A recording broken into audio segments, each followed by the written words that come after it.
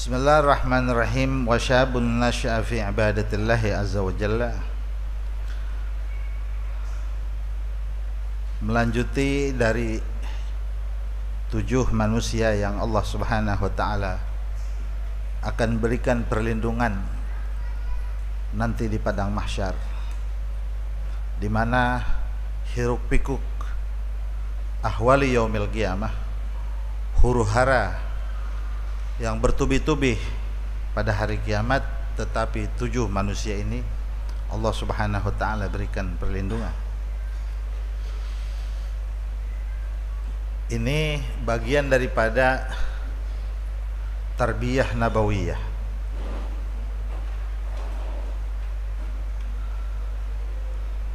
Satu kurikulum Nabi Muhammad sallallahu alaihi wasallam, satu tarbiyah, satu pola pendidikan Rasulullah yang beliau terapkan, yang bukan hanya tujuannya agar manusia selamat di dunia ini,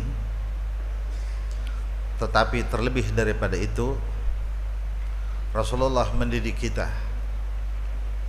agar kita selamat di akhirat nanti. Bukan hal yang mudah bagaimana menyelamatkan umat yang tidak bertemu Nabi Muhammad seperti kita adanya. Wajarlah kalau para sahabat langsung dididik oleh Rasulullah menjadi manusia-manusia sejati, manusia-manusia mulia yang mereka menjadi ma'dinul anwar, sumber cahaya bagi segenap umat Rasulullah. Tetapi bagi kita dan seluruh umat Nabi yang tidak bertemu dengan Rasulullah, adalah bagian daripada tugas Nabi juga yang harus beliau selamatkan, baik di dunia ini maupun di akhirat kelak. Maka bagian daripada tarbiyah, satu kurikulum besar yang merambah ke pelosok negeri dan menembus masa dari zaman ke zaman untuk merangkul dan berpegang erat umatnya terhadap Nabi Muhammad sallallahu alaihi wasallam. Maka beliau memberikan satu kurikulum, satu tarbiyah yang seharusnya tarbiyah itu dilaksanakan oleh kita dan juga oleh umat-umatnya yang lain. Maka Rasulullah itu daimul huzun. Daimul huzun. Jadi al-huzunu daim. Beliau punya kerisauan yang mendalam dan senantiasa. Kerisauan tentang apa? Kerisauan tentang umatnya. Siang dan malamnya beliau berupaya keras bermunajat kepada Allah subhanahu wa ta'ala. Di samping doa-doa yang beliau panjatkan, munajat yang beliau tekuni agar supaya umat yang kelak lahir di akhir zaman, yang tidak berjumpa dengan beliau tetapi juga selamat dunia wal akhirah. Itu bukan hal yang ringan, saudara-saudara, dan bukan hal yang sepele. Bagaimana memikirkan umat yang terbesar di alam dunia agar mereka seluruhnya selamat, sementara mereka tidak berjumpa dengan Rasulullah. Nah, ini yang dikatakan khuluqun azim. Wa innaka la'ala khuluqin azim. Suatu akhlak yang agung, yang bukan hanya memikirkan dirinya, bukan hanya memikirkan keluarganya, bukan pula hanya memikirkan orang-orang yang ada di sekitarnya pada kala itu, tetapi juga memikirkan umat sesudahnya yang tidak berjumpa dengan beliau. Bukan hanya memikirkan tentang hal duniawinya, yang mana Rasulullah berikan amalan-amalan. Bila kau baca ini, kau akan sejahtera. Bila kau baca ini kau akan bahagia dalam perkara dunia. Tetapi juga terlebih daripada itu, Nabi Muhammad SAW dengan tingkat kecerdasan yang luar biasa, beliau juga menerobos ke alam akhirat. Bagaimana saat kondisi di sana umat-umatnya bisa bertemu beliau, dan umat-umatnya selamat daripada huru-hara yaumil qiyamah, dan pada akhirnya terlebih-lebih agar umatnya bisa melintasi siratul mustaqim untuk bisa sama-sama selamanya berada di dalam surga Allah Subhanahu wa taala. Alangkah mulianya, alangkah tinggi, alangkah agung Rasulullah sallallahu alaihi wasallam, dan alangkah bersyukurnya kita sebagai umatnya yang dipikirkan oleh beliau sejak ratusan tahun yang silam. Nah, ini adalah bagian daripada hadiah yang beliau titipkan kepada para sahabat, kepada kurun demi kurun, masa demi masa, untuk kemudian titipan itu sampai kepada kita. Alhamdulillah, mudah-mudahan Allah Subhanahu wa taala memberikan kemudahan bagi kita untuk mengamalkannya. Diberikan taufik dan hidayah agar kita masuk dalam lingkaran orang-orang yang mengikuti Rasulullah sallallahu alaihi wasallam. Pada minggu yang lalu dalam ini hadis, bagian pertama Rasulullah katakan imamun adil, adalah imam yang adil,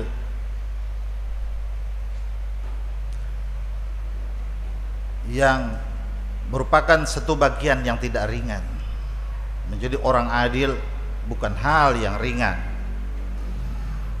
Dia harus mempunyai sifat adamul khauf ala laumatil laim. Tidak boleh gentar, tidak boleh takut menghadapi problematika umat, di mana tidak seluruhnya manusia bisa mendukung kebenaran-kebenaran, nilai-nilai kebaikan. Kalau dia tidak mempunyai ketegasan, keberanian, maka tidak mungkin terwujud imam adil.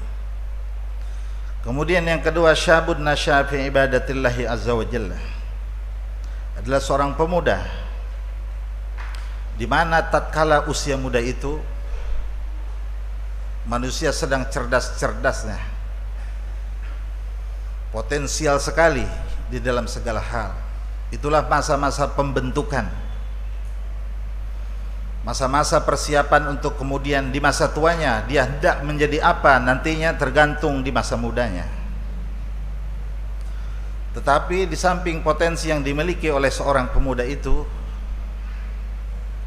di waktu itu pula sedang besar-besarnya syahwat dan keinginannya untuk meraih sesuatu, di mana apabila seorang pemuda tidak mampu dan tidak bisa mengendalikan syahwat dan hawa nafsunya, maka masa muda itu akan menjadi masa kehancuran dan penyesalan pada masa tuanya kelak.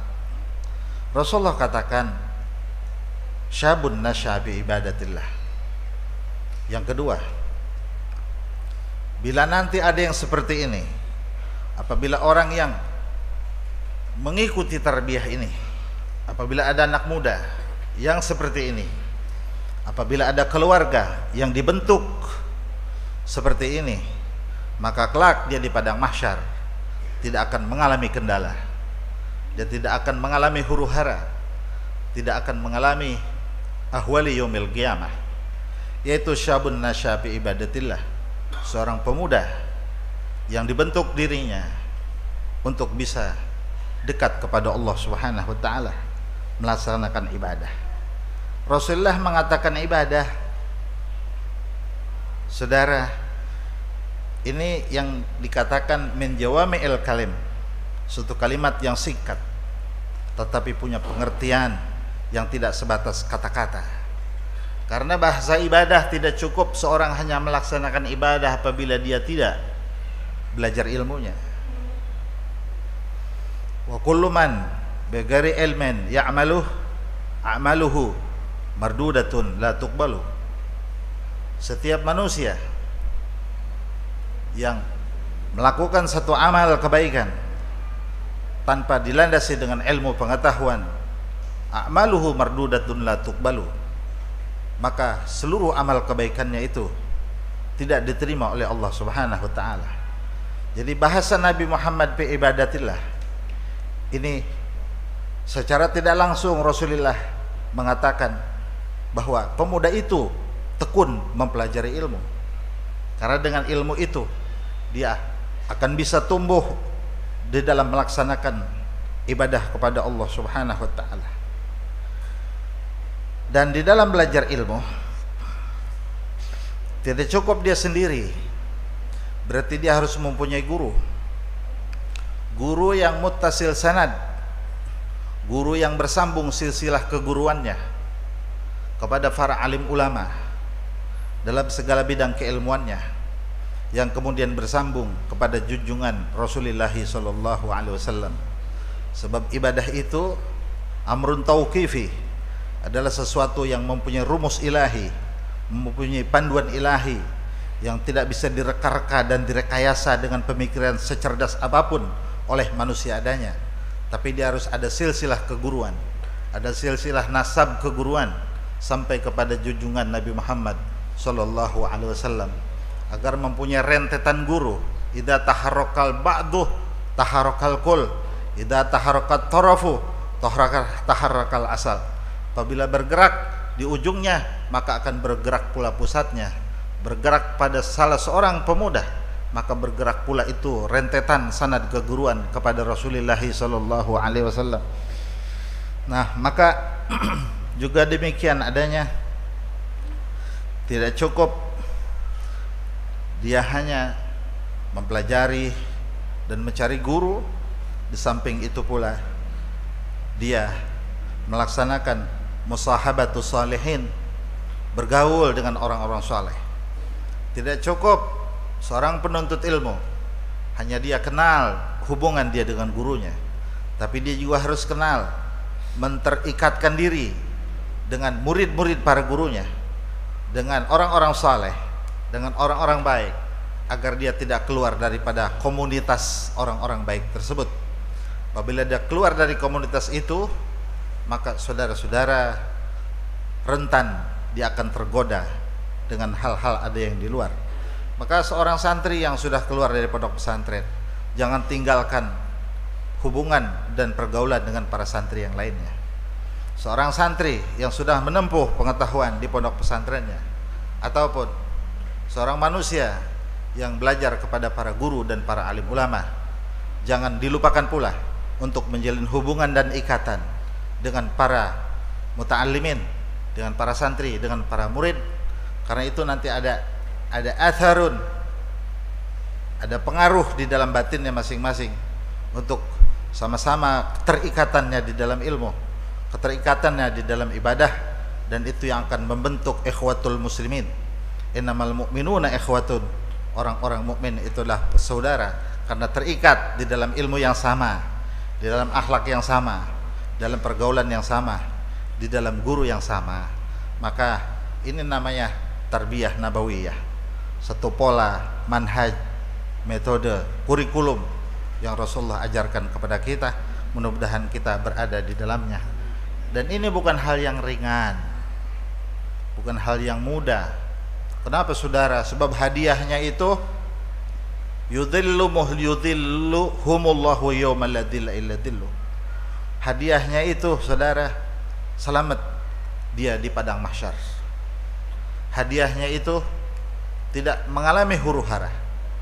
Memang berat itu dilakukan, karena al-ujrah ala qadril masyaqqah, upah itu tergantung jerih payah yang kita lakukan. Maka kemudian Nabi Muhammad sallallahu alaihi wasallam memberikan ibarat fi ibadatillah. Itu juga terkait dengan hubungan dia dengan keluarganya. Harus ada birrul walidain, berbakti kepada kedua orang tuanya, karena itu juga bagian daripada ibadah. Harus ada muasyarah bil ma'ruf, hubungan baik antara dia dan saudaranya, hubungan baik antara dia dan keluarga, antara dia dan anaknya, antara dia dan istrinya, antara dia dan saudara-saudaranya. Mengikat satu ibadah yang terkait dengan Allah, juga yang terkait dengan manusia. Tumbuh besar, pada akhirnya dia terbentuk menjadi manusia yang akan patut dicontoh dan diikuti oleh generasi selanjutnya. Ini secara lahiriah namanya Al-Imam Ibnu Abbad di dalam Syarhul Hikam yang ditulis dalam Iqadul Himam. Beliau menuliskan bahwa ibadah itu adalah bagian lahiriah yang bisa dilihat dan disaksikan oleh manusia. Tapi sesungguhnya di dalam ibadah itu ada bagian dalamnya, bukan hanya bagian luar yang bisa kita lihat dan kita lakukan dengan menggerakkan anggota tubuh kita. Bagian dalamnya itu adalah bagian akhlak batiniyah yang dikatakan dengan at-takhalli wa tahalli, yang oleh Al-Imam Al-Ghazali itu dirumuskan menjadi tahalli tahalli tajalli. Takhalli artinya membersihkan hati dari sifat-sifat yang tidak baik, membersihkan diri dari akhlak yang tidak baik. Itu bagian dalamnya, singkatnya begitu. Jadi tidak cukup orang banyak ibadah tapi dia masih sombong, tidak cukup. Tidak cukup pula dia banyak ibadah, dia masih ujub dengan ibadahnya. Tidak cukup dia banyak ibadah, tidak cukup dia banyak melakukan hal-hal yang baik, tidak cukup dia berbakti pada orang tua, tidak cukup dia banyak membaca Al-Quran, tidak cukup dia membanyak wirid, tapi di hatinya masih ada rasa kesombongan dan keujuban, masih merendahkan orang lain. Tidak cukup. Itu bagian dalam namanya. Jadi harus ada pembenahan di dalam diri. Nah, itu bukan ibadah, tetapi dikatakan ubudiyah. Ubudiyah itu bagian dalam. Kenapa saudara? Sebab ibadah itu adalah satu sarana untuk menghantarkan manusia kepada Allah Subhanahu wa taala. Harus lewat itu. Harus lewat itu. Jadi Rasulullah mengatakan fi ibadatillah, ini untuk menghantarkan manusia kepada ma'bud. Sebab ada abid, ada ibadah, ada ma'bud. Ada orang yang menyembah dan ada cara menyembah dan ada yang disembah. Ibadah itu sarana untuk menyampaikan abid kepada ma'bud, menyampaikan hamba kepada Allah Subhanahu wa taala. Maka tidak cukup dengan ibadah lahiriah saja, tapi harus ada sisi ubudiyah, pembenahan di dalam jiwa. Nah, ini lebih lengkapnya dibahas oleh para ulama-ulama kaum sufiyin.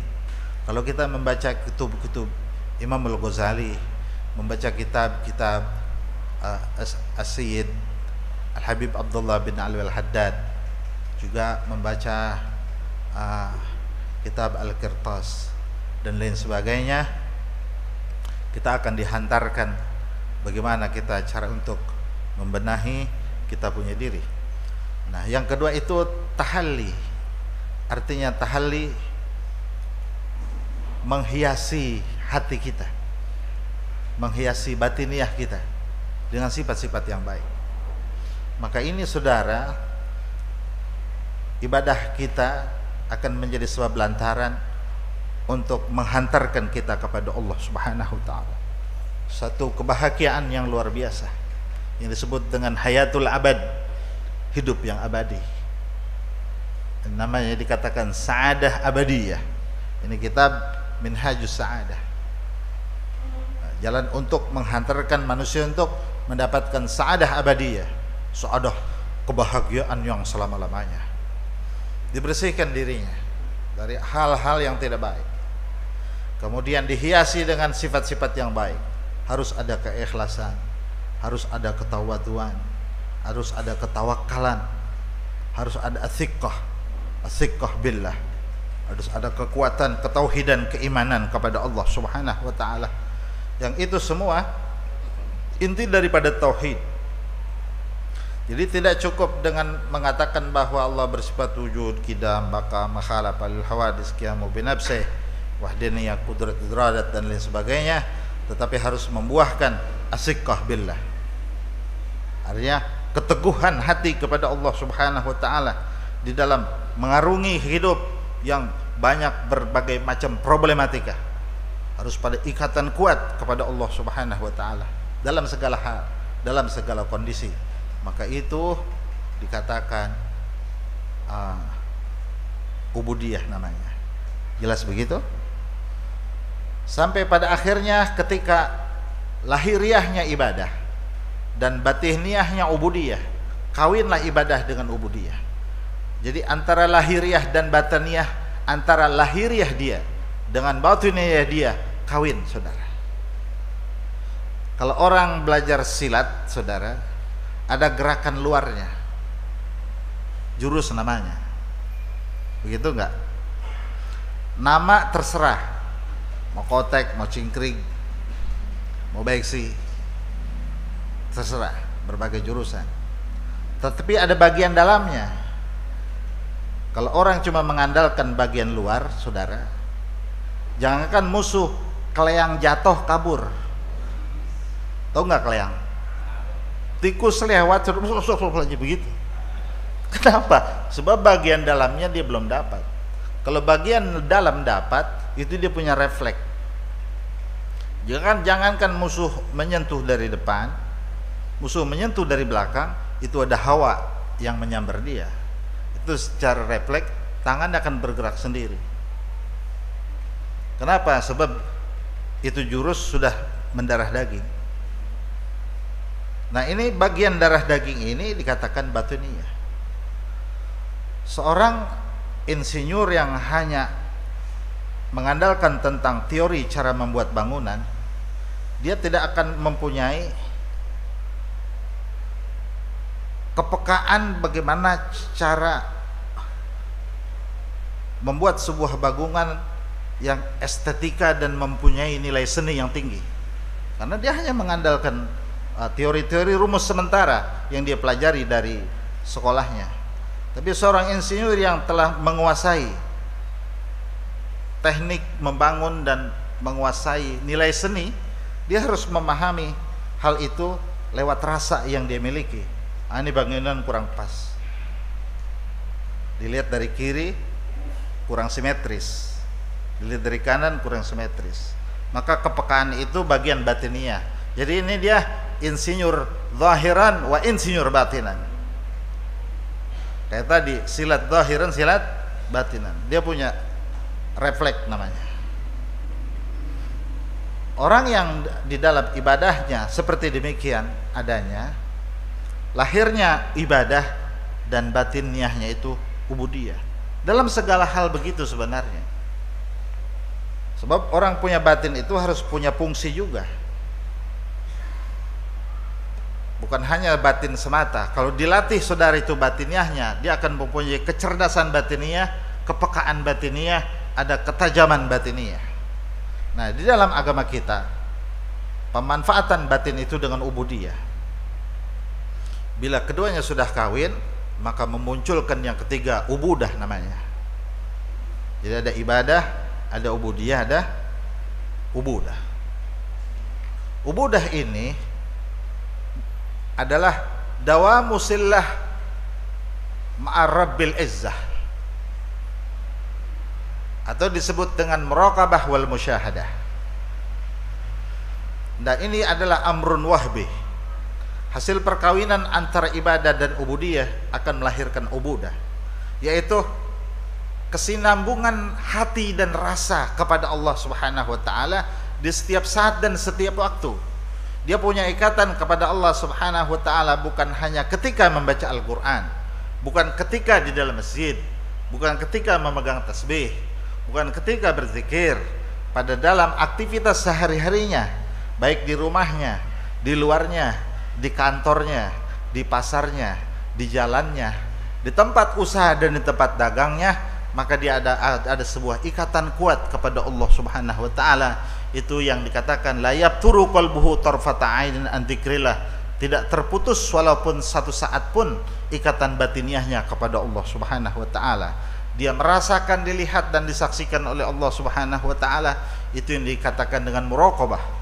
Maka ketika orang telah mengalami di mana Allah Subhanahu wa taala senantiasa memantau dirinya, memperhatikan dirinya, maka secara otomatis sikap kepribadiannya, akhlak dan kelakuannya akan terkontrol dengan sendirinya. Karena untuk mengontrol dirinya tidak lagi dengan pengetahuan adanya seperti halnya ibadah.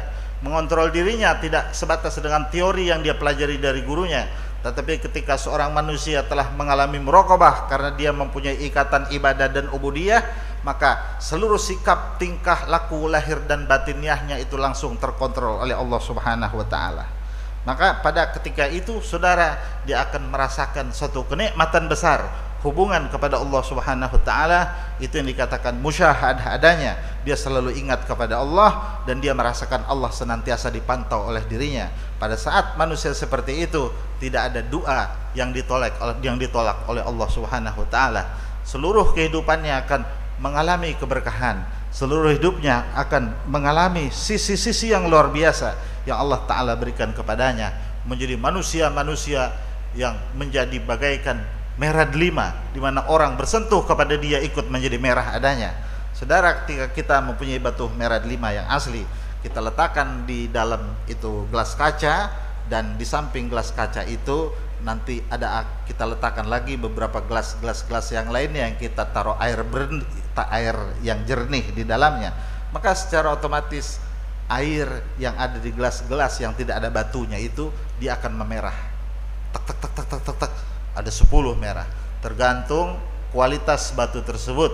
Bisa jadi itu batu hanya mempengaruhi 1 gelas, bisa jadi 2 gelas, bisa jadi 10 gelas, bisa jadi 20 gelas.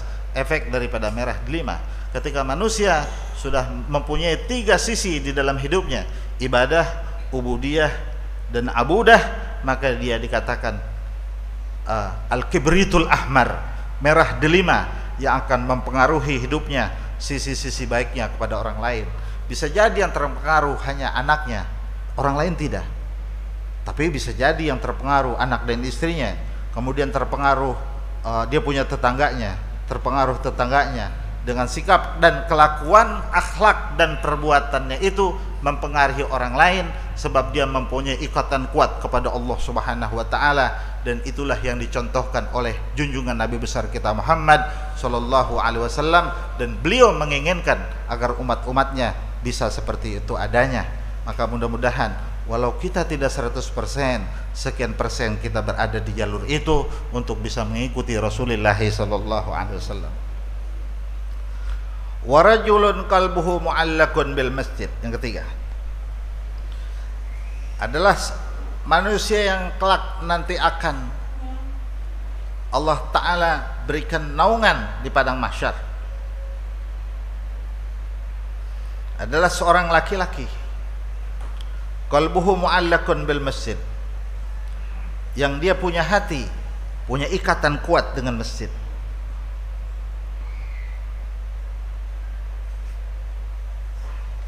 Rasulullah bahasakan galbuh, bukan jismu. Galbuh mu'allaq bil masjid, dia punya hati saudara, ada ikatan dengan masjid. Ini imbas daripada rajulun nasya'a fi ibadatillah. Namanya min atbil musabbabi ala sabab. Yang tadi menjadi sebab, ini musabbab. Dia punya hati akan ada ikatan kepada tempat-tempat ibadah. Namanya makanu ada'il fara'id wan nawafil.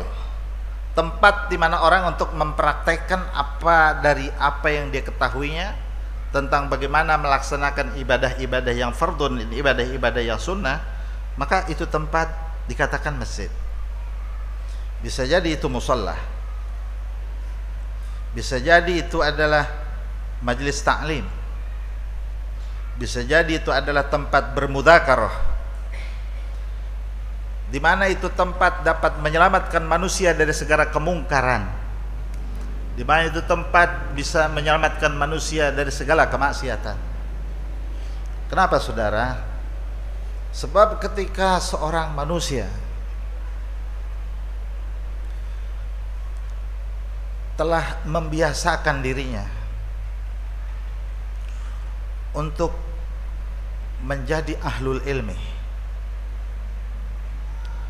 maka mau tidak mau akan muncul di hatinya hubbul ilmi wa ahlil ilmi. Ada cinta dengan ilmu dan cinta dengan para ulama-ulama.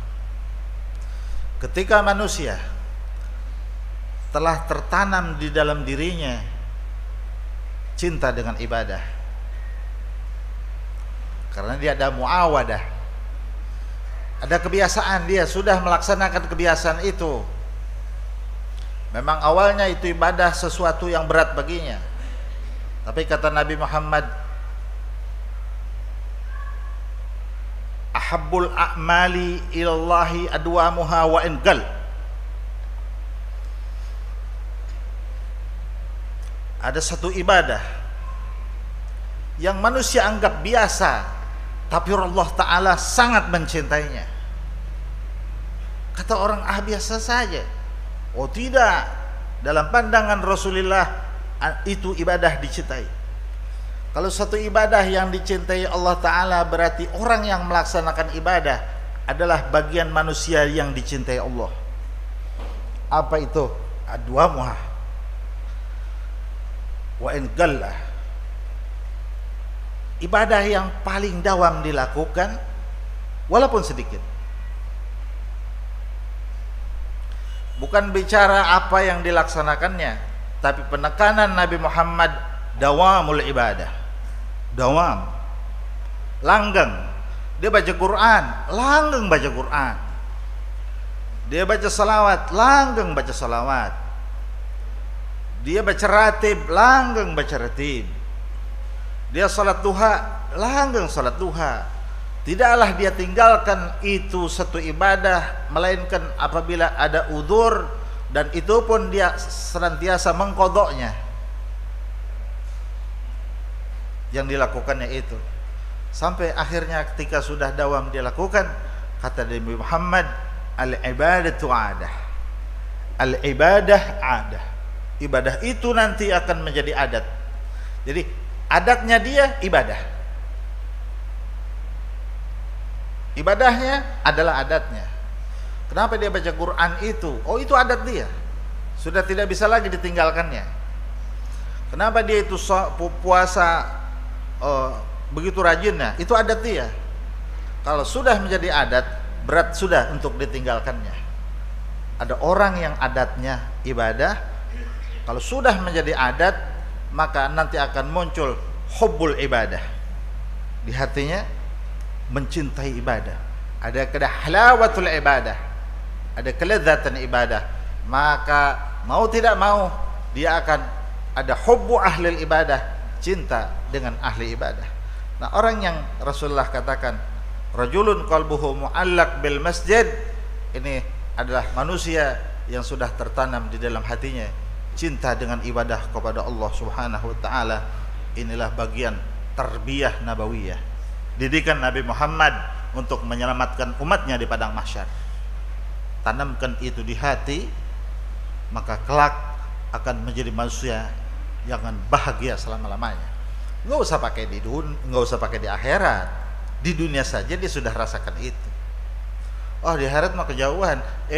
Saudara, itu akhirat satu hari yang segala problematika dunia tidak ada apa-apanya di sana. Di sana saja Rasulullah katakan yuzilluhumullah. Allah selamatkan. Dalam kondisi sesulit itu masih Allah Ta'ala selamatkan. Pengertiannya, apalagi perkara dunia itu. Oh gitu. Apalagi urusan-urusan yang ringan. Orang berenang, nyebrang lautan aja bisa. Apalagi cuman empang. Paham gitu kira-kira? Ente bisa nggak nyebrang lautan? Ana udah 200 kali. Nggak pakai alat, enggak, berenang aja nih. Ente kalau nyebrang empang bisa nggak? Ente nanya apa-apaan sih? Ane nyebrang laut bisa, masa empang ente tanya? Paham gitu? Gitu. Orang nyari duit penghasilannya satu hari 1 miliar misalnya. Di sini mah kan nggak ada. Ya kita namanya misalnya mah berapa kek? Kemudian orang tanya, abang kalau satu hari 200.000 bisa nggak? Itu kata orang, ente seharusnya nggak usah nanya, karena penghasilan anda sehari 1 miliar. Masih ente tanya 200.000? Orang sama juga nanya begini, ya Rasulullah, urusan anda dunia dengan melaksanakan ini kira-kira terjamin tidak? Bahasa Nabi Muhammad bicara yang jauh. Yauma la dhilla illa dhillu. Urusan di sana ente akan selesai. Bagaimana urusan di sini? Bagaimana urusan dunia? Jadi Nabi itu jangkauan berpikirnya di luar rata-rata, kecerdasannya di atas rata-rata. Rasulullah selesaikan dulu hal-hal yang sulit yang manusia tidak mampu lakukan. Maka bila yang sulit itu sudah bisa diselesaikan, apalagi urusan-urusan yang tetek bengek, yang enteng-enteng, yang ringan-ringan. Paham gak tuh? Jadi ini semua penyelesaian dunia kah? Otomatis. Orang dibilang tanam padi rumput ikut, tanam rumput padi luput. Tuntut akhirat dunia ikut, tuntut dunia akhirat luput. Begitu. Benar begitu?